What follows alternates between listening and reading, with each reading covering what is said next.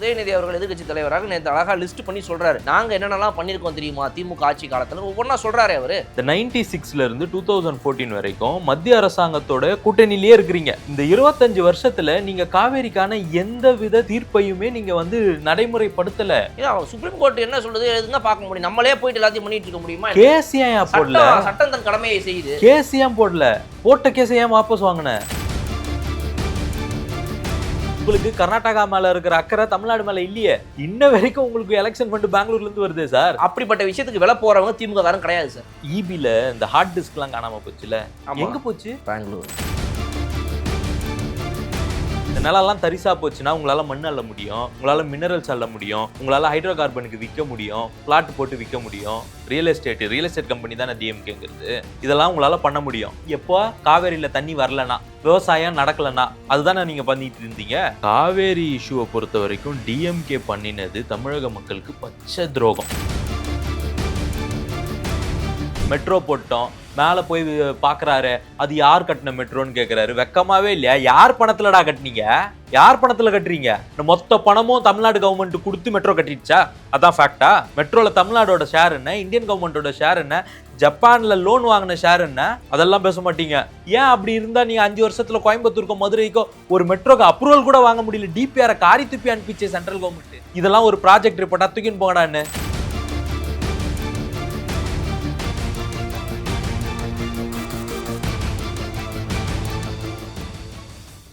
Colour கண்ணாடி நேயர்களுக்கு வணக்கம். இன்று நம்மோடு இணைந்திருப்பவர் டாக்டர் ராஜசேகர் அவர்கள். வணக்கம்.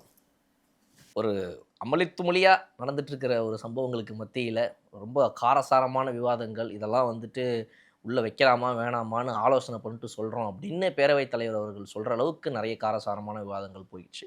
பட் அதற்கெல்லாம் முன்னாடி இந்த ஸ்கீம்ஸை பற்றி கொஞ்சம் கொஞ்சமாக நம்ம அப்படியே பேசிகிட்டு இருக்கிறோம்.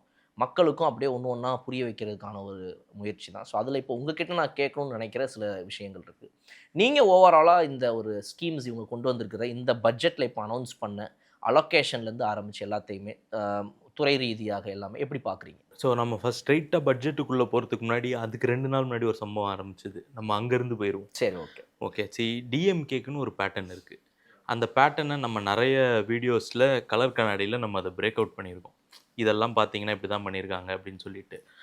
Right from the beginning, Kamarajar காலத்திலிருந்து இண்டஸ்ட்ரியல் ரெவல்யூஷன் எப்படி வந்தது, ஆனால் இப்போ இவங்க எப்படி பிராண்ட் பண்ணுறாங்க அப்படிங்கிறத நம்ம பார்க்குறோம். தொடர்ச்சியாக அவங்க பேசக்கூடியது எங்களுடைய வளர்ச்சி, எங்களால் தான் வளர்ந்தது, டிஎம்கேனால தான் வளர்ந்தது, கடந்த கவர்மெண்ட்னால தான் வளர்ச்சி அப்படிங்கிறது 1. 2, மிசாவோட ப்ராப்ளம் பற்றி பேசணும். இப்போ ஒருத்தரை வந்து தஞ்சாவூர் வரைக்கும் ஒரு விளாக் போட்டாருன்னீங்க. ஒரு 30 வருஷத்துக்கு இதை பற்றி பேசவே மாட்டாங்க. 30 வருஷம் கழிச்சு எப்படி பேசுவாங்கன்னா, காவேரிக்காக போராடி சிறை சென்ற எங்கள் தலைவர் அப்படின்னு ஒரு பிராண்ட் பண்ணுவாங்க. இப்போ விட்டுருவாங்க. ஸோ இப்போ 30 வருஷம் கழிச்சு வரவங்களுக்கு நிஜமாலே காவேரிக்காக அவர் வந்து போராட்டம் பண்ணி அவர் அரெஸ்ட் ஆகிட்டார் போல் இருக்கு அப்படின்னு மாறிடும். ஆனால் உண்மை நமக்கு தான் தெரியும். காவேரியே வந்துருச்சு, அதுக்கப்புறம் ஏன்டா போய் போராட்டம் பண்ணிக்கிட்டு இருக்கீங்க அப்படிங்கிறது தான் ஆக்சுவல் ஃபேக்ட். ஸோ இந்த ஃபேக்ட் எல்லாம் பேச மாட்டாங்க. இல்லை, அனௌன்ஸ் பண்ணும்போது அதாவது வந்து 3ஆம் தேதி தஞ்சாவூரில் வந்து அனைத்து கட்சி ஒரு இது போராட்டம் கண்டன ஆர்ப்பாட்டம் நடத்த போகிறோம் அப்படின்னு அனௌன்ஸ் பண்ணும்போது தண்ணி வரல.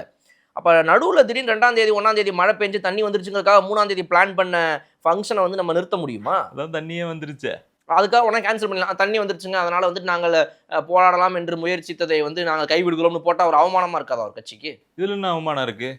இப்போ காவேரி இஷ்யூ என்னமோ இந்த 60 நாளில் தான் வந்தது. அதுக்கு முன்னாடி நீட்டுக்கெல்லாம் பிரச்சனை பண்ணிக்கிட்டு இருந்தாங்க டிஎம்கே. எதில் சிரிக்கிறதுன்னு தெரியல, எப்படி சிரிக்கிறது இல்லை, எதில் சிரிக்கிறதுனே தெரியல. அந்த அளவுக்கு நீங்கள் 60 வருஷமாக செய்த பிரச்சனைக்கு இப்போ 60 நாளில் இருக்கக்கூடிய டிவிகே மேலே எப்படி நீங்கள் பழி சுமத்துறீங்க? காவேரியை நம்ம தெளிவாக பிரேக் அவுட் பண்ணியிருந்தோம் 69ல். அதை கூட சிஎம் சட்டமன்றத்தில் பேசியிருந்தாருன்னு நினைக்கிறேன். 69ல் யார்ப்பா நீர்வளத்துறை அமைச்சராக யார் இருந்தா? அதிமுக அதிமுக கட்சியே இல்லை பாலா. இன்னும் காவேரியில நீ அதிமுகவை தாண்டி வரவே மாட்டேங்கிறீங்க. அப்ப அன்னைக்கு காமராஜர் ஆட்சி இருந்து 69ல் வந்து கருணாநிதி தான் வந்து நீர்வளத்துறை அமைச்சராக இருந்தார். ஓகே, அப்போ தான் வந்து இந்த ஹிராங்கி ஹேமாவதி டேம்லாம் கட்டினாங்க. அப்போ இங்கே வந்து எந்த வித எதிர்ப்போ அதுக்கு ஒரு ரெசிஸ்டன்ஸோ கொடுக்கல. தோ ஆர்டர் வாஸ் இன் பிளேஸ். 74 வரைக்கும் அக்ரிமெண்ட் இருக்கு. அந்த அக்ரிமெண்ட்டை ரெனியூ பண்றதுக்கு எதுவுமே பண்ணல. ஸோ யாரும் எங்கேயுமே அணை கட்டக்கூடாது, தண்ணி போட்டு தேக்கக்கூடாது அப்படிங்கிற ஒரு அக்ரிமெண்ட் அப்ப இதுல இருக்கு 2 ஸ்டேட் இருக்கு. 74 வரைக்கும் இருக்கு. 74ல தான் ரெனியூவலே. அவன் 69ல அணை கட்டும் பொழுது, நீங்க என்ன மாதிரியான ரெசிஸ்டன்ஸ் குடுத்தீங்க? குடுக்கவே இல்ல. அவங்க ஒரு வேளை தெரியாம கட்டியிருப்பாங்க. யாருக்கும் தெரியாம மறைச்சு வச்சு கட்டியிருப்பாங்க. அணைய. ம். சின்னதுல. அது எப்படி அந்த பக்கத்து ஊர்ல நடக்கிறது எப்படிங்க இங்க தெரிய வரும்? தெரியுங்க. தெரியாமல்லாம் கிடையவே கிடையாது. கண்டிப்பா தெரியும். உங்க கையில அக்ரீமெண்ட் இருக்குன்னும் பொழுது, நீங்க அப்ப ஏன் சுப்ரீம் கோர்ட்டுக்கு போல? ஏன் கேஸ வாபஸ் வாங்குனீங்க 74ல? டிஎம்கே 74ல கேஸ வாபஸ் வாங்குறாங்க சுப்ரீம் கோர்ட்ல. அதுக்கப்புறம் விவசாயிகள் போட்ட கேஸ்ல போய் இம்ப்ளீட் தான் ஆறாங்க. தமிழ்நாடு கவர்மெண்ட். தமிழ்நாடு கவர்மெண்ட்டே போட்ட கேஸ வாபஸ் வாங்குற நிலைமையில நீங்க வச்சுட்டு, இன்னைக்கு இவ்ளோ பெரிய இடியாப்ப சிக்கல உருவாக்குனது நீங்க. எந்த தார்மீக அடிப்படையில இப்ப நீங்க போயிட்டு விவசாயிகளுக்காக நீலி கண்ணீர் வடிக்கிறீங்க? இத வந்து எந்த ஒரு ஒரு சின்ன நேர்மை கூட இதுல இல்லையே. நேத்து விவசாயிகள் எல்லாம் பார்க்கவே மாட்றாரு அப்படின்னு சொல்லிட்டு பேசுனாங்க. நேத்து 8 அமைச்சர்கள் உட்கார்ந்து இதெல்லாம் ஒரு ஒரு நாள்ல இன்னைக்கு காலையில சொன்னா எல்லா விவசாய சங்கமும் வந்துருமா? ஒரு 4 நாள் முன்னாடியாவது அதுக்கான எத்தனிப்புகள், பிளான்ஸ் எல்லாம் நடந்திருக்கும்ல. இந்த விவசாயிகள் சங்கத்தெல்லாம் கூப்பிட்டு, ஸோ இவங்க நடத்துறதுக்கு முன்னாடி நாங்க வந்து குரல் கொடுத்துட்டோம். அதனால தான் நடத்திட்டாங்க அப்படின்ற மாதிரி ஒரு சப்பக்கட்டு கட்டிக்கலாங்கிறதுக்காக இப்படி ஒரு குரல் கொடுக்கிறது. 4 நாள் முன்னாடி அதெல்லாம் பிளான் பண்ணிட்டாங்க. அப்பாயின்ட்மெண்ட் ஃபிக்ஸ் ஆயிடுச்சு. 8 அமைச்சர் உட்கார்ந்து எல்லா சங்கங்களும் நேத்து பிரஸ் மீட் கொடுத்ததை பார்த்திருப்பீங்க. Everybody was happy. நாங்க சொல்றத கேட்டுக்கிறாங்க. அதுக்கான நடவடிக்கைகள்லாம் ஏற்கனவே எடுத்திருக்கிறாங்க. சில நடவடிக்கைகள்லாம் மாத்த சொல்லியிருக்கிறோம். அதுக்கெல்லாமும் இசைவு கொடுத்திருக்கிறாங்க. இந்த கவர்மெண்ட் ரொம்ப நல்லா பண்றாங்கன்னு அத்தனை சங்கமும் சொல்லிட்டு போகுது. அப்ப நீங்க போராட்டம் நடத்தும் போது ஏன் ஒரு சங்கமும் உங்க கூட இல்ல? ஆளுங்கட்சியை பகைச்சுக்கிட்டு ஒரு சங்கங்கள்லாம் இது பண்ணுமா என்ன? இதுக்கு முன்னாடி பண்ணதே இல்லையா? அது போராட்டம். டெல்லியில கோமணம் கட்டிட்டு தமிழக விவசாயிகள் போராட்டம் பண்ணினதெல்லாம் ஞாபகம் இருக்கா? ஞாபகம் இருக்கா? எலிலாம் பிடிச்சிட்டு போய் எலி சாப்பிட போறோம் நாங்க. அந்த போராட்டம் நாங்க இங்கேருந்து டெல்லிக்கெல்லாம் போய் அவங்களுக்கு ஆதரவுலாம் தெரிவித்தோம். அவங்க கூட ஒரு 4 நாள் இருந்தோம் போராட்டத்தில். ஸோ எங்களுக்கு அதெல்லாம் தெரியும். அப்போல்லாம் விவசாயிகள் வந்து ஆளுங்கட்சியை எதிர்த்து தானே போராட்டம் பண்ணாங்க. உண்மையால பிரச்சனைன்னு இருக்கும் பொழுது எதிர்த்து போராட்டம் நடத்துறதுல விவசாயிகள் முன்னாடி வந்து நிற்பாங்க. ஏன்னா பெரும்பாலுமான விவசாயிகள் தமிழகத்துல கம்யூனிஸ்ட் சித்தாந்தங்களை தழுவினவர்கள் தான் வந்து பெரிய சங்கங்களை தமிழகத்துல நிறுவி இருக்கிறவங்க. ஸோ அவங்க ஆளுங்கட்சி எதிர்கட்சின்லாம் பார்க்க மாட்டாங்க. யாரா இருந்தாலும் போராட்டத்துல இறங்குவாங்க. நீங்க உங்க கூட ஏன் வந்து நிக்கல? நீங்க பண்றது நீலி கண்ணீர்னு எல்லாருக்கும் தெரியறதுனால தானே உங்க கூட வரல. அப்ப மாஸ் அப்பீலுக்காக நீங்க ஒரு ஒரு ஒரு ஒரு சீப் பாலிடிக்ஸ் பண்றீங்க. சரி, விவசாயிக்காக போனேன். விவசாய கடனை வந்து தள்ளுபடி வந்து கம்மியா பண்ணிட்டாங்கங்கிறத அதையும் உங்களோட கோரிக்கையில வைக்கிறீங்க. முழுமையான தள்ளுபடி பண்ணலன்னு. உங்க வாக்குறுதியிலேயே நீங்க அந்த இதை கொடுக்கல. நாங்க திமுக ஆட்சிக்கு வந்தா விவசாய கடனை தள்ளுபடி பண்ணுவோம்னு கொடுக்கவே இல்லை. கடந்த 5 ஆண்டுகள்ல விவசாய கடன் தள்ளுபடின்னு நீங்க சொல்லி வரும்பொழுது கடைசி வரைக்கும் என்ன சொன்னீங்க? எந்த தள்ளுபடியுமே விவசாயிக்கு பண்ணாம எப்படி ட்விஸ்ட் பண்ணிட்டீங்கன்னா, மத்திய அரசாங்கம் வந்து கடன்லாம் தள்ளுபடி பண்ணக்கூடாதுன்னு சொல்லிடுச்சு. மத்திய அரசாங்கம் அப்படிலாம் சொல்லல. மத்திய அரசாங்கம் நீ தள்ளுபடி பண்ற பணத்தை ஒரே தவணையா நபார்டுக்கு 60 நாள்ல நீ கொடுத்துடணும். தமிழ்நாடு கவர்மெண்ட் வந்து அந்த பணத்தை ரிட்டர்ன் பண்ணிடணும் நபார்டுக்கு அப்படின்னு சொல்லிட்டு தான் சொல்லியிருந்தாங்க. இவங்க மக்கள்கிட்ட எப்படி எடுத்துட்டு போயிட்டாங்க? மத்திய அரசாங்கம் வந்து கடனை தள்ளுபடி பண்ணக்கூடாதுன்னு சொல்லிட்டாங்க. இப்ப அதே சிக்கல் டிவிகே கவர்மெண்ட்டுக்கும் இருக்கும். என்ன சொன்னாலும் மக்கள் நம்பிக்கிட்டு இருந்தாங்க. சரின்னு அடிச்சு விட்டோம். இப்ப எல்லாமே டப்பு டப்பு டப்பு டப்புன்னு வெளியே வந்துருது. அது என்ன ஒரே பிரச்சனையா இருக்கு? இதுதான் நல்ல விஷயம். இதுதான் டிரான்ஸ்பரன்சி. சரி, இப்ப இதே சிக்கல் வந்து டிவிகே கவர்மெண்ட்டுக்கும் இருக்குல்ல. ஒரே தவணையில எவ்வளவு கடன் தள்ளுபடி பண்ணாங்களோ அதை நபார்டுக்கு 60 நாள்ல கொடுக்கணும். இப்ப அதை செய்யறாங்கல்ல. இப்போ முதல் கட்டமா 25,000, அப்புறம் 50,000, இப்போ 75,000 வரைக்கும் வந்துட்டாங்க. இதுதான் வந்து ஒரு ப்ரொக்ரெசிவான ஒரு விஷயம். இப்போ டிஎம்கேவோட பேட்டர்னை நம்ம பார்த்தோம். நீட்லயும் அதை தான் பண்ணாங்க, காவேரிலையும் அதான் பண்ணாங்க, கைதுக்கும் அதை தான் பண்ணுவாங்க. அதையும் நம்ம வந்து உடைச்சிட்டோம். நீ கூட நேற்று உள்ளதான் இருந்தீங்க போட்டுருக்கு. ஆம்புலன்ஸ்க்குலாம் கேட்டு. இல்ல அப்படி கிடையாதுங்க. அதாவது ஒரு ஒரு எதிர்க்கட்சிங்கும் போது வந்து எதிர்த்துக்கிட்டே இருக்கணும்ல. அப்பதானே ஒரு ஆளுங்கட்சிக்கு ஒரு பயம் இருக்கும். நீ இருக்கும்போது என்ன பண்ணன்னு கேட்பாங்களா, கேட்க மாட்டாங்களா? அது பண்ணிக்கொன்றதுக்கு தான் சாட்சி சொல்றோமே. என்ன சாட்சி? இது வரைக்கும் என்ன சொன்னீங்க? நான் தான் இப்ப சொன்னேன் விவசாய கடன். அவங்களுக்காக போராடணும். விவசாய கடன் தள்ளுபடி ஏன் பண்ணல? 5 வருஷமா ஏன் பண்ணல? பண்ணல. சரி. ஸோ இந்த பேட்டர்ன்லாம் எடுத்து உரம் வச்சிரும். டிஎம்கே கதையெல்லாம் உரமா வச்சிரும். இப்போ ஒரு நேத்து அப்போ உதயநிதி ஸ்டாலின் அவர்கள் கேட்டாரு, விவசாய கடனை வந்து நீங்க தள்ளுபடி பண்ணாம இருக்கீங்க, அதுக்கு பதில் சொல்லுங்கன்னாரு. அப்ப போன ஆட்சி காலத்துல பண்ணலங்கிறது நிஜமா நீங்க சொல்ற மாதிரி உண்மையா? ஆமா, அதான் உண்மை. போன ஆட்சி காலத்துல பண்ணலையே. எந்த விவசாய சங்கத்தையும் வேணா நீங்க கேட்கலாமே. அப்புறம் எப்படி அந்த ஒரு கட்ஸ் வரும் இந்த மாதிரி அடுத்தவங்களை கேள்வி கேட்கறதுக்கு? பேசு. நம்ம பேசுறது தானே. இப்ப பேசலையா அவரு? காவேரி இஷ்யூக்கு போய் என்ன கருமத்தை பேசிட்டு இருந்த? சார் அவர் காவேரியை தவிர்த்து வேற எதுவும் பேச கிடையாது சார். நீங்க எல்லாம் உலகத்துல இருக்கிற அனைவரும் எடிட் பண்ணிட்டாங்களாம்ல, வெட்டி ஒட்டிட்டாங்களாம் லைவ்ல. கட் காப்பி பேஸ்ட் லைவ்ல பண்ண முடியுமா? ஏன் முடியாதா? லைவ்ல பண்ண முடியாதா? அந்த மாதிரி எது இந்த ஆதவன் படத்துல வடிவேலு கப்பல்ல ஏறும்போது லைவ்லயே எடிட் பண்ணி டெலிகாஸ்ட் பண்ணுவாங்களே அந்த மாதிரியா? 5 நிமிஷம் டிலேவா போட்டுட்டு இருப்பாங்க போல இருக்குது.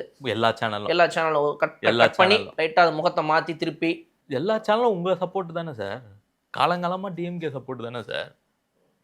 திடீர்னு இப்போ வந்து எல்லாருமே வந்து இப்படி மாறிட்டாங்களா? நேஷனல் மீடியால முக்கியமான இது என்னன்னா இனிமே லைவ்ல இருக்க கூடாதுன்றதா இப்ப தெரிஞ்சிருக்கு. நேஷனல் மீடியாலாம் போட்டு பொளந்துட்டாங்க. அசிங்கமா போச்சு. இல்ல அதுக்கும் இப்ப கேஸ் கொடுத்துருக்காங்க. திமுக தரப்புல இருந்து வந்துட்டு 2 முக்கியமான அந்த நபர்கள் மேல வந்து கேஸ் கொடுத்தாச்சு. டிஃபமேஷன் சூட் 1 கோடி ரூபாய் ஆளுக்கு நஷ்டஈடு கொடுங்க. 100 கோடி ரூபாய் நஷ்டஈடு கொடுக்கணும். டிஆர் பாலு கூட போட்டாரு. வாபஸ் கூட வாங்கிட்டாருன்னு நினைக்கிறேன். இதெல்லாம் உங்களுக்கு புதுசு இல்லை பாலா. இவங்களுக்கு வந்து இது புதுசே கிடையாது. அப்படி இப்படி பொது மேடையில் வந்து அசிங்கப்பட்டாங்கன்னா நாங்கள் வந்து கேஸ் ஃபைல் பண்ணிட்டோம், நாங்கள் கோர்ட்டில் பார்த்தா அங்கே போயிட்டு சார் நாங்கள் வாபஸ் வாங்கிக்கிறோம் சார்ன்ட்டு போயிடுவாங்க. யாருக்கு தெரியாதுல்ல. கேஸ் போட்டது மட்டும்தான் பெருசாக வரும், வாபஸ் வாங்கினது வருது பெருசா வராது. சைதாப்பேட்டை கோர்ட்டில் நடந்த கேஸே வாபஸ் வாங்கிட்டாங்கங்கிறது சின்ன பெட்டி செய்தியில் போகுது. இது அவங்களுக்கு புதுசே கிடையாது. See this is the pattern. இதே தான் அவங்க வந்து பல காலமா பண்ணிக்கிட்டு இருக்காங்க. இல்ல உதயநிதி அவர்கள் எதிர்க்கட்சி தலைவராக நேற்று அழகா லிஸ்ட் பண்ணி சொல்றாரு. நாங்க என்னென்னலாம் பண்ணியிருக்கோம் தெரியுமா திமுக ஆட்சி காலத்துல ஒவ்வொன்றா சொல்றாரு. அவரு என்ன சொன்னாரு? இந்த மாதிரி நாங்க போயிருக்கோம் வந்திருக்கோம், இந்த மாதிரி நாங்க தான் கேஸ் போட்டோம், முதல்ல இதுக்கு தான் நாங்க தான் குரல் கொடுத்தோம், எல்லாமே சொல்றாரு. காவேரி இஷ்யூல எல்லாத்துக்கும் சொல்றாரு. ஆதாரம் இல்லாம சும்மா ஒரு எதிர்க்கட்சி தலைவர் பேசிட்டு இருப்பாங்க. காவேரி இஷ்யூவை பொறுத்த வரைக்கும் டிஎம்கே பண்ணினது தமிழக மக்களுக்கு பச்சை துரோகம். அதை தாண்டி வேற ஒன்றுமே கிடையாது. ரைட் ஃப்ரம் 74ல் நம்ம சொன்னோம். அதுக்கப்புறம் இவங்க திரும்பவும் எப்போ ஆட்சிக்கு வராங்க? 89ல் ஒரு 2 வருஷம் இருக்கிறாங்க. அப்புறம் 96ல் இருக்கிறாங்க. இந்த 96ல இருந்து 2014 வரைக்கும் மத்திய அரசாங்கத்தோட கூட்டணியிலேயே இருக்கிறீங்க. மத்திய அரசாங்கத்தில் கூட்டாட்சி நடக்குது, கோயலேஷன் கவர்மெண்ட் நடக்குது. நீங்க மினிஸ்ட்ரிலேயே இருக்கிறீங்க 96ல இருந்து 2013-14 வரைக்கும். இந்த 25 வருஷத்துல நீங்க காவேரிக்கான எந்த வித தீர்ப்பையுமே நீங்க வந்து நடைமுறைப்படுத்தல.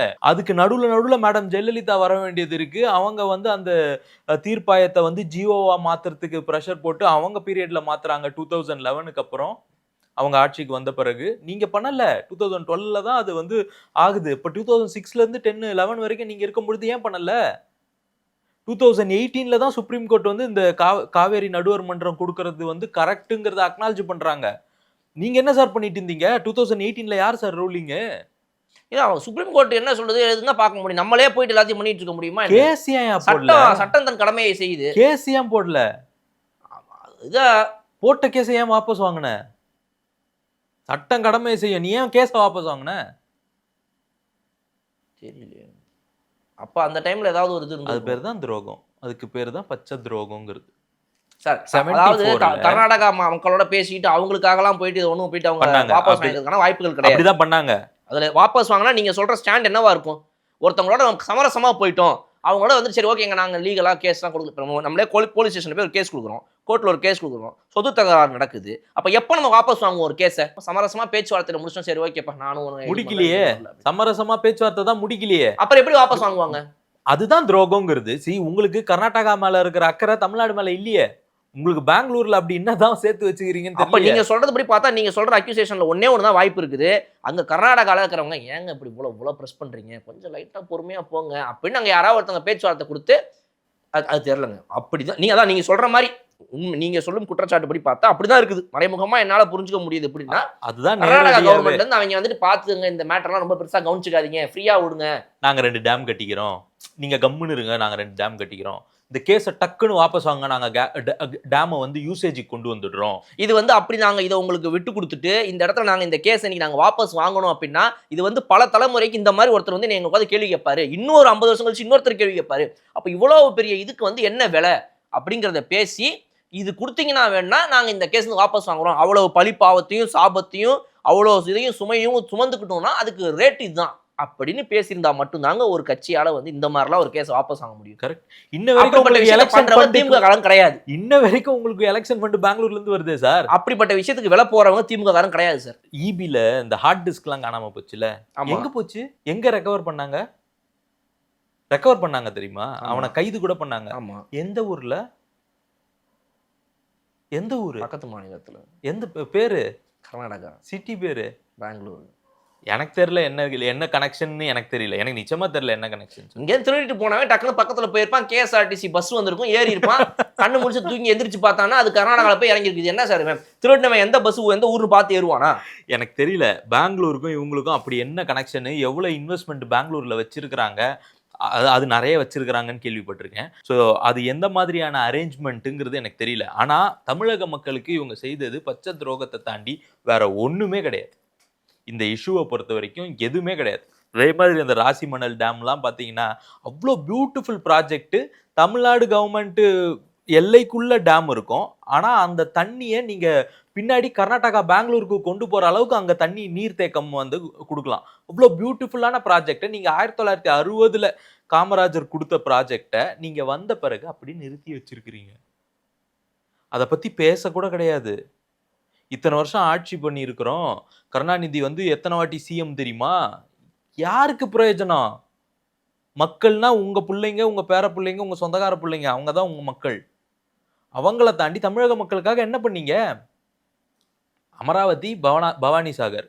பவானி சாகர் தான் காவேரியோட செகண்ட் பிக்கஸ்ட் ட்ரிபியூட்டரி. காவேரிக்கு ஃபீடு பண்ற நதிகள்ல பெரிய நதி, 2வது பெரிய நதி. அதுல டேம் கட்டினது யாரு? காமராஜர். அந்த கல்வி இல்லாத அந்த மனுஷனுக்கு மக்கள் மேல இருந்த அக்கறையின் பொருட்டு வேற ஒண்ணுமே கிடையாது. வெறும் அந்த மக்கள் மேல இருக்கக்கூடிய உண்மையான அக்கறை. அதனால இதெல்லாம் வந்தது. அதுக்கப்புறம் இப்ப வரைக்கும் காவேரியில நீங்க டேமே கட்டல சார். இன்னைக்கு கர்நாடகா வைக்கக்கூடிய வாதம் என்ன? நாங்க எவ்வளவு தண்ணி திறந்து விட்டாலும் இவங்க கடலுக்கு தான் போடுவாங்க, அதை நாங்களாவது சேர்த்து வச்சுக்கிறோமேன்னு கேக்குறாங்கன்னா இல்லையா? நான் இப்போ போன வாரத்தில் இந்த காவேரி இஷ்யூலாம் நடந்துட்டு இருக்கும்போது, மழைலாம் வரத்துக்கு முன்னாடி ஒரு நேஷனல் மீடியாவில் பிஜேபியோடைய கர்நாடகா ஸ்போக்ஸ் பர்சன், காங்கிரஸோடைய கர்நாடகா ஸ்போக்ஸ் பர்சன், தமிழ்நாடு சார்பா நான் 3 பேர் டிபேட் பண்றோம். அவனுங்க மூஞ்சால் அடிச்ச மாதிரி கேட்கறானுங்க, நாங்க எவ்வளவு தண்ணி திறந்து விட்டாலும் நீ கடலுக்கு தானே விட போற, எதுக்கு உனக்கு கொடுக்கணும்ன்றான். நீங்க என்ன சொன்னீங்க? நாங்க வந்து தாகமா இருக்கிறோம், இது வந்து கான்ஸ்டிடியூஷனையே எதிர்க்கிற ஒரு விஷயம், இது வந்து இந்தியாவுடைய அரசியல் இறையாண்மையே பாதிக்கக்கூட ஒரு விஷயம் அப்படின்னு சொல்லிட்டு நான் பேச வேண்டியதா இருந்தது. ஏன் சார் அங்க ஒரு காங்கிரஸ்காரர் வந்திருக்காரு, கர்நாடகால இருந்து ஒரு பாஜகக்காரர் வந்திருக்காரு, நீங்க ஒருத்தர் தான் போயிருக்கீங்க. அப்படிங்கும்போது இங்க மொத்த தமிழ்நாட்டுக்கும் சேர்த்து திமுக அதிமுகவெல்லாம் கை கொடுத்து அங்க பேசியிருந்துருக்கணுமா வேணாமா? நீங்க தமிழ்நாட்டின் இதை திமுக தப்பு பண்ணிடுச்சுன்னு அங்க போய் பேச முடியாது சார். அது என் மூஞ்சில நீங்க எக்ஸ்ட்ராவா 2 வார்த்தை போட்டு திமுக சிறப்பாக செய்தது அது நான் சொல்ல முடியாது. அது என் மனசாட்சி ஒத்துக்காது. ஆனா நான் என்ன பண்ண முடியும்? எங்க மக்கள் கஷ்டப்படுறாங்க. 3500 கியூசெக்ஸ் தானே தண்ணி கேட்கறோம். அதை கொடுக்கறதுல உனக்கு என்ன பிரச்சனை? நீ தான் 64 டிஎம்சி வச்சிருக்கிறிய, 4 டிஎம்சி 14 நாள்ல கொடுக்கறதுல உங்களுக்கு என்ன கஷ்டம் அப்படிங்கிறத நான் வந்து கேட்க வேண்டியதா போச்சு, ரெக்வஸ்ட் பண்ண வேண்டியதா போச்சு. இது வந்து கான்ஸ்டிடியூஷனலி இது தப்பு. மத்திய அரசாங்கத்தில் இருக்கிற பிஜேபி இருந்துட்டு பிஜேபி ஸ்போக்ஸ் பர்சனா இருந்துகிட்டு நீ வந்து கர்நாடகாவுக்கு ஃபேவரா பேசுறது தப்பு. காங்கிரஸ் நீ வந்து தேசியத்தையே ஆளணும்னு நினைச்சுக்கிட்டு தமிழ்நாட்டில் கூட்டணியில இருந்துட்டு இந்த மாதிரி நீங்க பண்றது தப்புன்னு பேச வேண்டியதா இருந்தது. இந்த மாதிரி இன்னைக்கு போயிட்டு நீங்க அவங்க கிட்ட தண்ணிக்கு கெஞ்சுற வகையில உங்களை உட்கார வச்சது யாரு? டிஎம்கே. அதிமுக விட்டுறீங்க, டிஎம்கே. எப்ப பாரு உங்களுக்கு டிஎம்கே மேலதான் அடி. ஏன்னா ஏடிஎம்கே பீரியட்ல இந்த குடிமராத்து பணின்னு சொல்லுவாங்க, இந்த தண்ணி எல்லாம் வந்து பண்டல் மணல் எல்லாம் எடுத்து அந்த நீர்த்தேக்கங்கள் எல்லாம் ரெடி பண்றதுக்கு எடப்பாடி பழனிசாமியோட பீரியட்ல அதுக்கு தனியா ஃபண்டு ஒதுக்கி குடிமராத்து பணி பண்ணாங்க. கடந்த 5 வருஷத்துல 100 ரூபாய் கூட நீங்க ஃபண்டு அலாகேட் பண்ணலையா சார் குடிமராத்து பணிக்கு டிஎம்கே பீரியட்ல? அப்புறம் என்ன சார் உங்களுக்கு விவசாயம் மேல அக்கறை? எங்க சார் இருக்கு உங்களுக்கு அக்கறை? இதெல்லாம் சட்டசபையில் எடப்பாடி டைம் கிடைக்கும் போது பேசவே மாட்டேங்கிறார். நிம்மதியாவது பேசுவார். அவருக்கு கண்டிப்பா அந்த குடிமராத்த பணி பத்தி பேசுவார். ஓரளவுக்கு திமுகவோட அது மாதிரி போயிட்ட மாதிரி இருக்குது, அதனால கேட்கறேன். இல்ல பேசுவார். ஏன்னா அவருக்கும் ஏதாவது அம்மா உணவகம்னு அவங்க எழுந்து பேசலையா, நாங்க கொண்டு வந்தோம், நாங்க சிறப்பா பண்ணோம், டிஎம்கே சரியா பண்ணல அப்படின்லாம் பேசினாங்கல்ல. சரி, இந்த மாதிரி சில உண்மைகள் வந்து அவங்களும் பேச வேண்டிய இடத்துல இருக்காங்கல்ல, அவங்களுக்கு வேற வழி இல்ல. இந்த ஃபோக்கஸ் எல்லாமே அப்படியே ஏடிஎம்கே இருந்து ஷிஃப்ட் ஆகி இன்னைக்கு வெறும் டிஎம்கே டிவிக்கேனே இருக்கிற மாதிரி இருக்குது. எங்கேயுமே அவங்க மேல அடியும் விட மாட்டேங்குது, நல்லதும் நடக்க மாட்டேங்குது. கிட்டத்தட்ட அவங்க சட்டசபையில இருக்கிறாங்களாங்கிற மாதிரி ஒரு விஷயம் ஏற்பட்டு இருக்கு. ஏடிஎம்கே தான் மாறிடுச்சுல்ல. இன்னைக்கு ஏடிஎம்கேக்கான தேவை இல்லைல்ல. ஒரு பொலிட்டிக்கல் அரேனால 2 ஆப்பனன்ஸ் இருந்தாங்க. இப்போ இந்த ஒரு ஆப்பனன்ட் ரீப்ளேஸ் ஆயாச்சு. இனி ஏடிஎம்கே வந்து ஜூனியர் பார்ட்னரா தான் போயானோம். அவங்களுக்கு வேற ஆப்ஷன் கிடையாது. அது ஜூனியர் பார்ட்னரா யார் கூட போறாங்கிறது வந்து செகண்டரி, அதை ஓரமாக வச்சிரும். ஆனால் டிஎம்கே எப்பவுமே மக்கள் விரோத ஆட்சியை தான் பண்ணியிருக்காங்க, எப்பவுமே.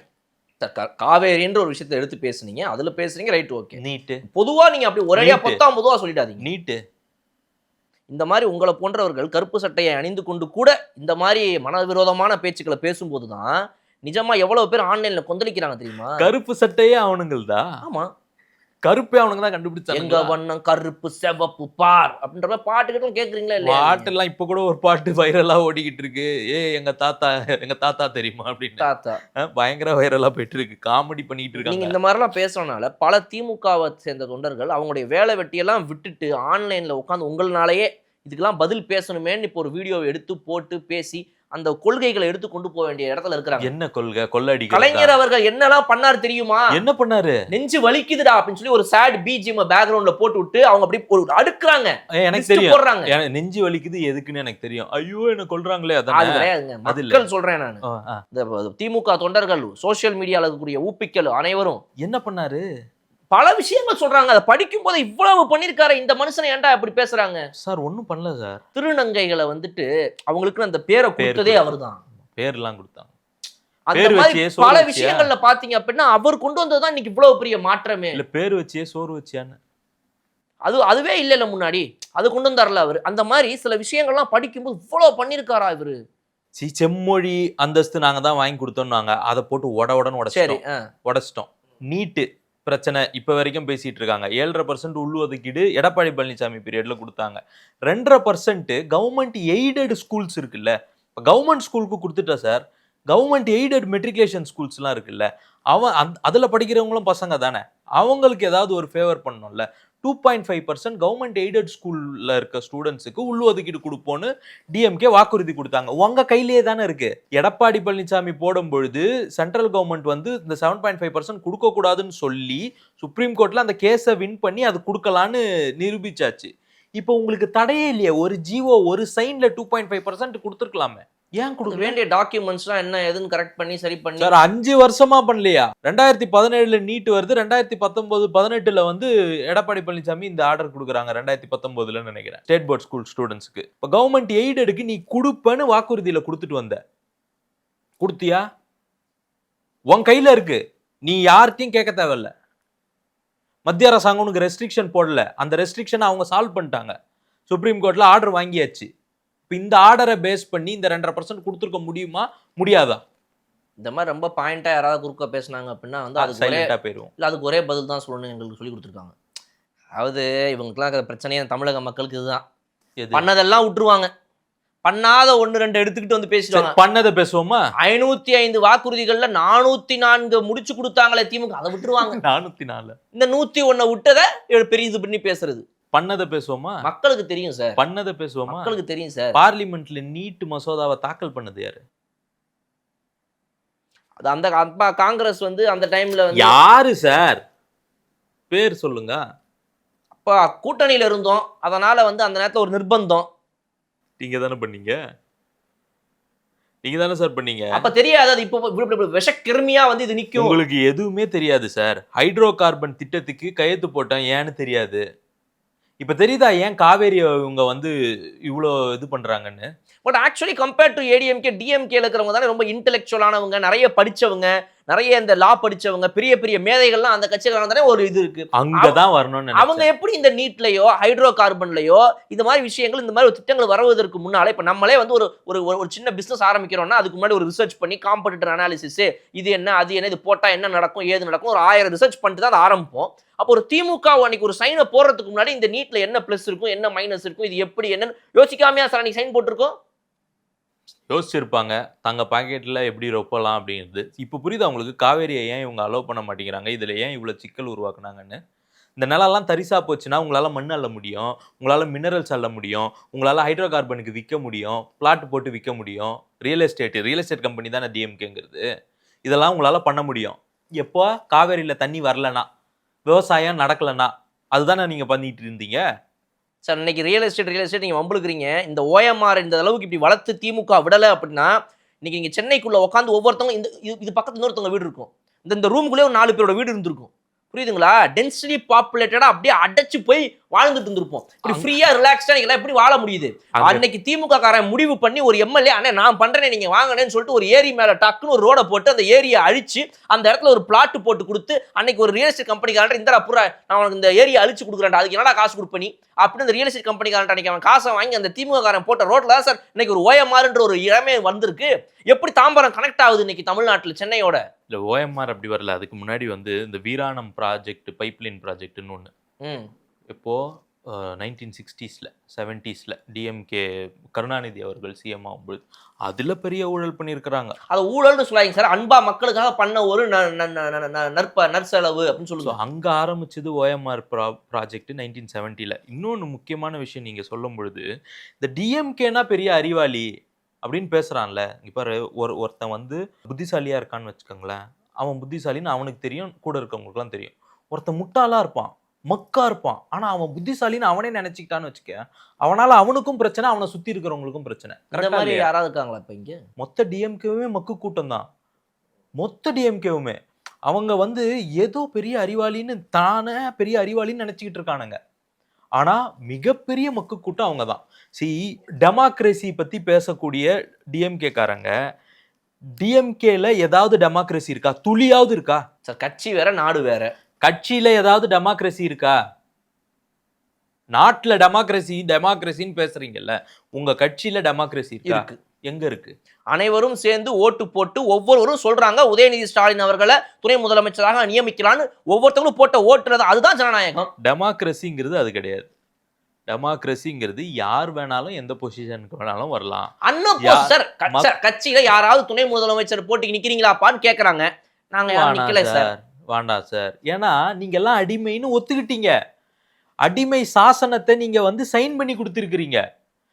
அவங்களுக்கு மட்டுமா எம்பி, அவங்க பையன் திருப்பி எம்பி, அவங்க பேரன் திருப்பி எம்பி, அந்த பேரனுக்கு ஒரு பேரன் வந்தாலும் அவனும் தான் எம்பி.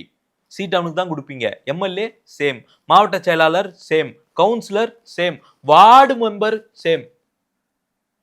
இதுல எங்க டெமோக்ரஸி இருக்கு? தமிழ்நாடு முழுக்க எங்கேயும் பார்த்தீங்கன்னாலும் குலத்தொழில்ங்கிறது அழிஞ்சு போய்கிட்டே வருது. அன்னைக்கு வந்துட்டு செலவு தொழில் பண்ணவங்க இன்னைக்கு செலவு தொழில் பண்ண மாட்டேங்கிறாங்க. அன்னைக்கு வந்து விவசாயம் பண்ணவங்க இன்னைக்கு விவசாயம் பண்ண மாட்டேங்கிறாங்க. இப்படி ஒவ்வொரு தொழிலும் அழிஞ்சு போய்கிட்டே இருக்குது. அது மாதிரி அரசியலும் அழிஞ்சு போயிடும். இப்போ அரசியல்ன்ற பிசினஸை வந்துட்டு அடுத்தடுத்த தலைமுறை வந்து பண்றாங்க. அன்னைக்கு அந்த குலத்தொழிலை விடாம பண்றாங்க. காப்பாத்துறீங்க. சிலதெல்லாம் வந்து காலத்தின் கட்டாயம் தானா நடக்கும். ஓகே, இன்னைக்கு இங்க பெரியார் இருந்தாரு அப்படின்னு சொல்றீங்க. இங்க வந்து டிஎம்கே ஆட்சியில இருந்ததுனால தான் இங்க வந்து வளர்ச்சி வந்திருக்கு. இந்தியா முழுக்க அதே வளர்ச்சி வந்திருக்கா இல்லையா? நார்த் இந்தியாலாம் இன்னுமே ரொம்ப ஒதுவான அளவுக்கு கம்மியா இருக்கு, நான் இல்லைன்னுலாம் சொல்லல. தமிழ்நாடு ஒரு முன்னோக்கிய மேல இருக்கு, கீழே இருக்கு. அதை பத்தி பேசாதீங்க. யார் மேல இருக்கா யார் கீழே இருக்கா அப்ப அதுக்கும் நான் டேட்டா கொடுப்பேன். ஏன்னா நீங்க வந்து இங்க இருக்கிறவங்கள வந்து முன்னேற்றிட்டேன், சமூக நீதியை நான் வந்து பண்ணிட்டேன் அப்படின்னா, தமிழகத்துல இது வரைக்கும் பட்டியலினத்தை சேர்ந்த யாராவது முதல்வரா வந்திருக்காங்களா? என்ன சமூக நீதி பேசிட்டு இருக்கீங்க? நார்த் இந்தியான்றீங்க. நார்த் இந்தியாவில் வந்திருக்காங்களா இல்லையா சார்? ஏன் சார் இங்கே வரல? அப்புறம் என்ன சமூக நீதி பேசுறீங்க? போலி சமூக நீதி பேசுறீங்க, ஃபேக் சமூக நீதி, ஃபேக் சோஷியல் ஜஸ்டிஸ். யாராவது ஒருத்தன் உருவாய் அவங்கள தான் வரணும். இதெல்லாம் நம்ம போய் உருவாக்கி யாரையுமே நீங்க விட்டது கிடையாது. சிட்டி டெவலப்மெண்ட் சொல்றீங்க, சிட்டி இம்பைப் ஆகிக்கிட்டே இருக்கும். சுத்தி இருக்கிற இடத்தை இம்பைப் பண்ணி சிட்டி வளர்ந்துகிட்டே இருக்கும். அதுவும் உங்க கையில கிடையாது. அது தானா நடக்கிற ஒரு விஷயம். எல்லா சிட்டியும் தானே வளருது. மும்பை எவ்வளோ பெருசாக வளர்ந்துருக்கு, டெல்லி எவ்வளோ பெருசாக வளர்ந்துருக்கு, கல்கட்டா எவ்வளோ பெருசாக வளர்ந்துருக்கு. அதுவும் உங்கள் கையில் கிடையாது. இன்னமும் சிட்டியே நீங்கள் தான் எக்ஸ்பேண்ட் பண்ண மாதிரி சிஎம்டிஏன்னு ஒரு மினிஸ்டர் இருந்தது, மினிஸ்ட்ரியாக மாற்றி ஒரு சின்ன டிபார்ட்மெண்ட்டாக அதில் கொள்ளை அடிச்சிருக்கிறீங்க. 3000 கோடி 60 வருஷமாக சேர்த்து வச்ச பணத்தில் -1500 கோடி கொண்டு போய் நிறுத்தி வச்சிருக்கிறீங்க சேகர் பாபு மினிஸ்டராக போட்டு. அதை பற்றி இங்கே பேசியிருக்கோன்னு நினைக்கிறேன் ஏற்கனவே. அப்புறம் உங்களுக்கு இது வந்து சிட்டி டெவலப்மெண்ட்டு இல்லையா? சிட்டி டெவலப்மெண்ட்ல 60 வருஷமா சேர்த்து வச்ச கார்பஸ் ஃபண்டை காலி பண்ணி -1500 கோடியில் கொண்டு போய் வச்சிருக்கிறீங்க சார் லாஸ்ட் 5 இயர்ஸ்ல. இதெல்லாம் ஏற்கனவே இருக்கக்கூடிய அந்த பட்ஜெட் டெபிசிட்ல எல்லாம் வராத கடன், தனி டிபார்ட்மெண்டோடைய கார்பஸ் ஃபண்டை அழிச்சிருக்கிறீங்க. இந்த மாதிரி எல்லா பேட்டர்ன் நீ ஏதாவது ஒன்று சொல்லுங்களேன். இல்லையா இருக்கான்னு நம்ம சொல்லுவோம். சோஷியல் ஜஸ்டிஸ் இல்ல, செம்மொழி இல்ல, நீட்டு இல்ல, காவேரி இல்ல, சிட்டி டெவலப்மெண்ட் இல்ல, வேற என்ன உங்களுது? டிஎம்கேது வேற என்ன இருக்கு? கத்திப்பாரா கட்டணும் இல்ல,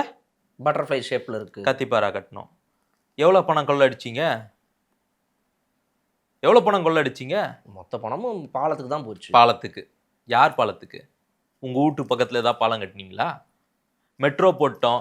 மேல போய் பார்க்குறாரு. அது யார் கட்டின மெட்ரோன்னு கேட்குறாரு. வெட்கமாவே இல்லையா? யார் பணத்துலடா கட்டுனீங்க? யார் பணத்துல கட்டுறீங்க? இந்த மொத்த பணமும் தமிழ்நாடு கவர்மெண்ட் குடுத்து மெட்ரோ கட்டிடுச்சா? அதான் ஃபேக்ட்டா? மெட்ரோல தமிழ்நாடோட ஷேர் என்ன? இந்தியன் கவர்மெண்டோட ஷேர் என்ன? ஜப்பான்ல லோன் வாங்கின ஷேர் என்ன? அதெல்லாம் பேச மாட்டீங்க. யார் கொண்டு வந்து சிஸ்டம்? யார் கொண்டு ஏன் அப்படி இருந்தா நீங்க 5 வருஷத்துல கோயம்புத்தூருக்கோ மதுரைக்கோ ஒரு மெட்ரோக்கு அப்ரூவல் கூட வாங்க முடியல. டிபிஆர் காரி துப்பி அனுப்பிச்சே சென்ட்ரல் கவர்மெண்ட். இதெல்லாம் ஒரு ப்ராஜெக்ட் ரிப்போர்ட்டா தூக்கின்னு போங்கடான்னு.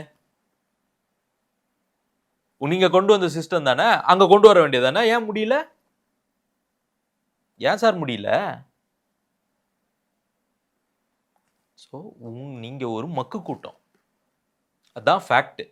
அந்த ஃபேக்ட் இன்னைக்கு மக்களுக்கு தெளிவா புரிய வச்சுக்கிட்டு இருக்கீங்க. நீங்க ஒரு மக்கு கூட்டம், வல்கர் கூட்டம். உங்களுக்கு வந்து அரசியலும் தெரியாது, டெமோக்ரஸியும் தெரியாது. டிஎம்கேல டெமோக்ரஸி பேசணுமே, டிஎம்கே உடைய இது இருக்கும்ல, பைலா இருக்கும்ல, கட்சியோட பைலா. எல்லா கட்சிக்கும் ஒரு பைலா இருக்கும். அந்த பைலால வந்து பாலிசிஸ்லாம் போட்டிருப்போம்.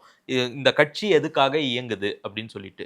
டிஎம்கேவோட எக்கனாமிக்கல் பாலிசி என்னன்னு தெரியுமா? நல்லக்கண்ணு அவர்களுடைய சிலையை திறக்கிறதுக்கு உதயநிதி அவர்கள் போயிருந்தார். அப்ப அங்க இருந்த கம்யூனிஸ்ட் லீடர் வந்து பேசும்பொழுது சொல்றாரு, டிஎம்கேக்கோ கம்யூனிஸ்டுக்கோ ஒன்றும் பெரிய வித்தியாசம் இல்லை, அவங்களோட எக்கனாமிக்கல் பாலிசியும் இதுவும் ஒன்று தானே, பொருளாதார கொள்கைகள் ஒன்று தானே கம்யூனிஸ்டுக்கு. பொது உடைமை தான் திமுகவுடைய பொருளாதார கொள்கை. இங்க இருக்க பொதுவெல்லாம் ஏன் உடைமைன்னு மாத்திக்கிட்டானுங்கல்ல. பொது உடைமைனா என்ன? கம்யூனிசம். எல்லாருக்கும் எல்லாம் கொடுக்கணும். கரெக்டா? கேபிட்டலிஸ்டுக்கு எகெயின்ஸ்டா இருக்கிறதுல பெரிய கேபிட்டலிஸ்டே டிஎம்கே ஃபேமிலி தானே. பெரிய கம்பெனிலாம் சொல்லுங்க. கன்ஸ்ட்ரக்ஷன்ல பெரிய கம்பெனி யார்கிட்ட இருக்கு? எல்என்டி. தமிழ்நாட்டில் உருவான கம்பெனி சொல்றேன். டிவிஹெச் தெரியுமா? யாருது? உங்க ஊருக்காரு. தனியா ஒரு தனிநபர் யாராவது ஒருத்தர். ரியல் எஸ்டேட்ல நீங்க தான். லிக்கர் மேனுஃபேக்சரிங்ல நீங்க தான். கன்ஸ்ட்ரக்ஷன்ல நீங்க தான். வேற என்ன என்ன என்ன கம்பெனிஸ்லாம் இருக்குன்னு சொல்லுங்களேன். Technology, AI, network, Sun network, இந்த மாதிரி நெட்வொர்க்கு, டெலிகாஸ்டிங்கு, அதுலயும் நீங்க தான். எல்லாத்துலயுமே நீங்க தான். சார் ஒரு தொழில் பண்றது தப்பா சார்? ஒரு தனிப்பட்ட மனுஷன் அங்க ஏவாவேலு அவர்களும் நல்லா கேட்டார். கரெக்ட். இப்போ நீங்க கேட்டீங்கல்ல, அங்க வரேன். இப்போ ஒரு தனிப்பட்ட மனுஷன் தொழில் பண்றது தப்பு கிடையாது. இப்போ பாலா தான் நம்ம வந்து சிஎம். பாலா தான் சிஎம். தமிழ்நாடுக்கு பாலா தான் சிஎம். பாலா வந்து கலர் கண்ணாடி சேனல் நடத்துவார். இப்போ தமிழ்நாடு கவர்மெண்ட் வந்து அட்வர்டைஸ்மெண்ட் கொடுக்கும் இல்லையா சேனல்ஸுக்கு. இப்போ அவர் ஒரு சேனல் நடத்துறாரு, நான் ஒரு சேனல் நடத்துறேன். இப்போ பாலா சிஎம்ங்கிறதுனால எந்த சேனலுக்கு நிறைய அட்வர்டைஸ்மெண்ட் பணம் போகும்? எல்லாருக்கும் சமமா என்ன போகணும் கொடுக்கணுங்கிறது வேற.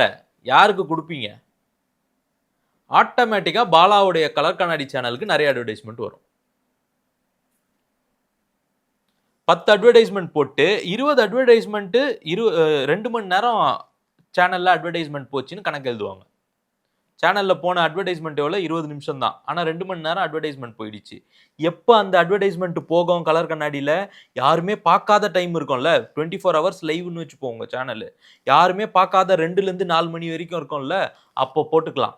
2 மணி நேரம், 2 மணிலேருந்து 4 மணி வரைக்கும் அட்வர்டைஸ்மெண்ட். அதை யாரும் பார்க்கவே மாட்டானே. அந்த டைமை நீங்கள் வந்து ஃபில் பண்ணிடுறீங்க. இப்படி தான் உங்களுடைய பிஸ்னஸ்லாம் வளர்ந்துருக்கு. பாருங்க, கவர்மெண்ட்ல இருக்கிறவங்களே தொழில் பண்ணாங்கன்னா அவங்க எடுத்துக்கினது போக மிச்சம் மீதி தான் மற்றவங்களுக்கு கிடைக்கும். இது அடிப்படை. இப்போ கம்யூனிசம் லீடர் வந்து பொருளாதார கொள்கை வந்து திமுகக்கும் எங்களுக்கும் ஒண்ணுதான்னு சொல்லும் பொழுது இந்த புரிதல் இல்லாம பேசுறாராங்கிறது எனக்கு தெரியல. கம்யூனிஸ்ட் அவங்களுடைய சித்தாந்தங்கள்லாம் ரொம்ப சுப்பீரியரா நல்லா ஊறி இருப்பாங்க. பட் இதை எப்படி அவங்க வந்து ரொம்ப கேஷுவலாக கடந்து போகிறாங்க? அவர் ரொம்ப நெருடலாக தான் சொன்னார். அந்த வீடியோ நான் ஃபுல்லாக பார்த்தேன். ரொம்ப நெருடலாக சொல்கிறார். அதனால் அப்படின்ற மாதிரி தான் சொன்னார். ரொம்ப கன்விக்டடாலாம் சொல்லலை. ஏன்னா நீ தான் பெரிய கேபிட்டலிஸ்ட்டு. இதை பற்றி எந்த டிஎம்கேல இருக்கிற அறிவாளியாவது பேசுகிறானா? அறிவாளி தானே டிஎம்கேல இருக்கிறவன் சொல்லிக்கிட்டு இருக்கான். எவனாவது பேசுகிறானா? சார் பொது உடைமை அப்படின்னா மக்களுக்கு வர வேண்டிய மக்களுடைய வரி பணம் வருது, மக்களுக்கு அது எல்லாமே ஸ்பிளிட் ஆகி வேலையாக ஸ்கீமாக போயிடுது. அது இல்லாமல் தனிப்பட்ட முறையில் நம்ம எக்ஸ்ட்ராவாக வெளியே வாங்குறது தான் கட்சிக்கு வருதுங்கும் போது இது பொது உடைமை தானே? அப்போ கிடையாது, அது வெல்ஃபேர் ஸ்கீம்ஸ். பொது உடைமை அப்படின்னா பொருளாதார கொள்கையில் பொது உடைமைன்னா என்னன்னா, கேபிட்டலிசமே இருக்கக்கூடாது, அவனுக்கு பெரிய ப்ராஃபிட் போகக்கூடாது, அந்த profit should be equally shared to the labours. முதலாளி ஒருத்தன் இருக்கிறான், பணம் போட்டவன், அவன் 100 ரூபாய் போட்டுட்டு 1000 ரூபாய் சம்பாதிக்கிறான், தொழிலாளிக்கு வந்து 100 ரூபாய் சம்பளமாக கொடுக்குறான்னு வச்சுப்போமே, இப்போ 200 ரூபா அவனுக்கு செலவு, 800 ரூபா அவனுக்கு லாபம். கரெக்டா? பொது உடைமை என்ன சொல்லும்னா, கிடையாது, 800 ரூபாய் இவனுக்கு லாபம், தொழிலாளருக்கு பிரிச்சு கொடு, நீ எக்ஸ்ட்ரா 200 ரூபா எடுத்துக்கோ. இந்த கேப்பை கம்மி பண்றது இருக்குல்ல, இதுதான் பொது உடைமை இன் சிம்பிள் டர்ம்ஸ். இங்க அப்படிதான் நடக்குதா? நீங்க நடத்தக்கூடிய காலேஜ்ல எல்லாம் அப்படிதான் நடக்குதா? காலேஜ் எதுக்கு சார் நடத்துறீங்க? காலேஜ் ஏன் ட்ரஸ்ட்ல வச்சிருக்கிறீங்க? அந்த ட்ரஸ்ட்ல வர பணம்லாம் எங்கேருந்து வருது, எப்படி வெளியே போகுது? டொனேஷன் இத்தனை வருஷமா வாங்குனீங்க, இப்போ நீட்டு, அதுக்கு முன்னாடி எக்ஸாம்ஸ் இல்லையா? எப்போவுமே எக்ஸாம்ஸ் இருந்துன்னு தானே இருக்கு. நடுவில் ஒரு 5 வருஷம் நீங்கள் வந்து கேன்சல் பண்ணி வச்சிங்க எக்ஸாம்ஸ் இல்லைன்னு. அந்த 5 வருஷத்தில் போட்டு நல்லா கும்மாளிச்சிங்க, குஜிலி மஸ்து பண்ணிட்டீங்க எல்லாரையும். துட்டா வாங்கி டொனேஷனுக்கு, மெடிக்கல் சீட்டுக்கு இவ்வளோ துட்டு, அவ்வளோ துட்டு. இப்போ அந்த இடையில இந்த சர்வீஸ் கோட்டால சீட்ஸ் வந்து போயிடுச்சு, டிவிகே கவர்மெண்ட் வந்து விட்டுருச்சுன்னு சொல்லிட்டு பேசுகிறாங்க டிஎம்கே. இதுக்கு முன்னாடி இவங்க பீரியட்ல எத்தனை சீட்டு போச்சு அதை பேசுவாங்களா? அப்படி ஒரு நடக்கவே இல்லைன்ற மாதிரி பேசுறானுங்க. இவங்களாவது 50% சீட்டை வந்து திருப்பி எங்களுக்கு கொடுக்கணும், மார்க்கை கம்மி பண்ணீங்கன்னா, மார்க்கை கம்மி பண்ணி சீட்டை அட்மிஷன் எடுத்தீங்கன்னா எங்களுக்கு 50% சீட்டை திருப்பி கொடுக்கணும்னு கேஸில் ஒரு ஆர்டினன்ஸ் வாங்கியிருக்கிறாங்க டிவிகே கவர்மெண்ட். இதுக்கு முன்னாடி 100% சரண்டர் பண்ணீங்களே சார். 150 சீட்டு வச்சுக்கோ, 80 சீட்டு வச்சுக்கோ, ஃபில் ஆகலை எடுத்துக்கோ, கொடுத்துட்டீங்களே சார், கம்முன்னு இருந்தீங்களே சார், வாயே திறக்கலையே சார். இப்போ பட்ஜெட்டும் நான் அங்கேருந்து தான் வரணும்னு நினைக்கிறேன். பட்ஜெட்டில் முன்னாள் முதல்வர், முன்னாள் எம்எல்ஏ மு.க. ஸ்டாலின் போட்டிருந்த ட்வீட்டு பார்த்துருப்பீங்கன்னு நினைக்கிறேன். இந்த பட்ஜெட் ஒன்றும் இல்லை, வேஸ்ட்டு. அடுத்த வரி என்ன போட்டிருந்தது, எங்களோட பட்ஜெட்டை அப்படியே எடுத்து வச்சுக்கிறாங்க. உன் பட்ஜெட் தான் வேஸ்ட்டு, உங்கள் பட்ஜெட்டு வேஸ்ட்டு டிஎம்கே போட்டது. இது ரெண்டுமே கான்ட்ராடிக்டரி ஸ்டேட்மெண்ட்டா இல்லையா? ஃபர்ஸ்ட் லைனு, இந்த பட்ஜெட்டில் ஒன்றுமே இல்லை, வேஸ்ட்டு. இந்த பட்ஜெட்டில் சொல்லியிருக்கிறது எல்லாமே எங்கள் திட்டம்.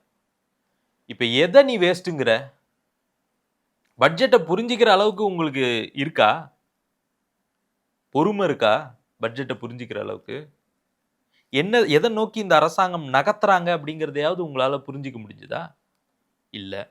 உடனே ஏற்கனவே ஃபீட்லாம் பண்ணியாச்சு, ஏற்றிட்டா போதும், ஏற்றியாச்சு. அதே மாதிரி அவர் பார்த்து ஒருத்தர் படிச்சுருந்தாரு, இந்த பட்ஜெட்டில் ஒன்றும் இல்லை, கடன் எவ்வளோ கொடுத்தீங்க, எவ்வளோ தள்ளுபடி பண்ணாங்க, பின்னாடி வந்து ஒருத்தர் சொல்கிறாரு, 2 நாள் முன்னாடி தான் போராட்டம் பண்ணேன், அங்கே அதையும் தான் கேட்டேன், விவசாய கடன் முழுமையாக தள்ளுபடி பண்ணு கேட்டிங்களா இல்லையா? எவ்வளோ தள்ளுபடி பண்ணாங்கன்னு கூட தெரியாமல் போய் போராட்டம் பண்ண. தஞ்சாவூருக்கு அடக்கழிச்சிட்டு வந்த டென்ஷனில் மறந்துட்டார் லைட்டாக. 2 நாளில் மறந்துட்டேன், போராட்டம் பண்ணது எதுக்குன்னு மறந்துட்டீங்க. இப்போ ஏற்கனவே வெள்ளிக்கிழமை எதுமா வச்சு அவங்க அடின்னு அடித்து அனுப்பியிருக்காங்க. பேசுகிற பேச்சுக்களுக்கெல்லாம் ஒவ்வொரு முன்னாள் அமைச்சரையும் போட்டு பொலன்னு பொழந்துக்கிறாங்க டிவி இருக்கிற எல்லாருமே. இவங்கெல்லாம் இவ்வளோ பேசுவாங்களான்ற ரேஞ்சுக்கு பயமுச்சு. இப்போ நீங்கள் சனிக்கிழமை எதுமா காலையில் வந்து உட்காந்துட்டு இந்த அடி அடிக்கிறீங்க. இப்போ இப்படியே போனால் இப்போ என்ன, இது என்ன முடிவு தான், என்ன இதுக்கு? டிஎம்கே கலைச்சிட்டு கிளம்பிடணும். நாங்கள் பண்ணதெல்லாம் தப்புங்க, இது வரைக்கும் எங்களை மன்னிச்சு விட்டுருங்க, தமிழக மக்கள்கிட்ட நாங்கள் வந்து பகிரங்கமாக மன்னிப்பு கேட்குறோம் நாங்கள் பண்ண பச்சை துரோகத்துக்கு அப்படின்னு சொல்லிட்டு போயிடணும். அதுதான் best for Tamil Nadu and future of every single person in Tamil Nadu. அதுதான் பெஸ்ட். அதை தாண்டி வேற ஆப்ஷனே கிடையாது. இல்லைன்னா அது வரைக்கும் நிர்மூலமாக்கப்படுவீர்கள்.